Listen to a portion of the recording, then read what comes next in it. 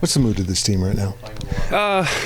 You know, coming in yesterday was tough and Sunday, but guys were hurt. You know, that was an emotional game. I think there wasn't a person in that locker room that didn't just have everything poured into that game and wanted to win it, and definitely thought we were going to win it. So it's definitely been a reset, though. You know, we have to move on, go to the next opportunity. We're fortunate that we get a home game and get to come back here and play in front of fans versus Baylor. So guys are ready, though. What changed for the offense?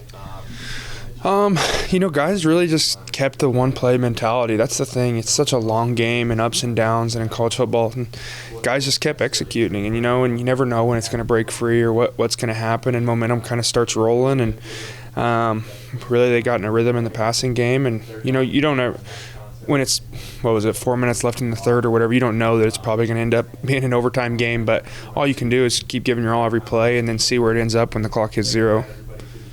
Tell me about this guy and how he overcame a really bad start to have a terrific game. Yeah, I mean, just like we've seen over the past few years, you've seen on even a smaller scale this year, to go from being on the bench to balling out and playing like he did last week. He just continues to prove people wrong.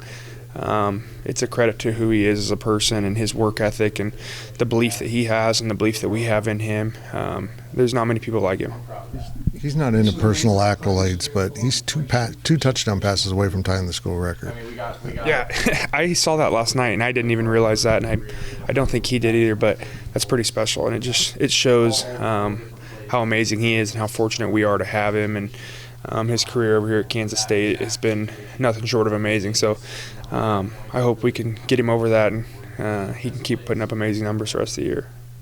You know, Coach said you guys are 6-3, still in a good spot. I mean, obviously you had some tough losses, but how do you view where you guys are at this point? Yeah, no, I don't. I'm not one that's like for moral victories, but when you do look at it, you know, we lost on a 61-yard field goal. We lost by 8 to a pretty good Oklahoma State team, and lost in overtime to a really good Texas team. So definitely the program's in a good place, and that's really, you know, when I leave here in my short time I have left here, is I want people to know that K-State's a premier school and they can play top-level football. I mean, look who we've played in the last 2 years. We played TCU and beat them, who won the national played in the national championship.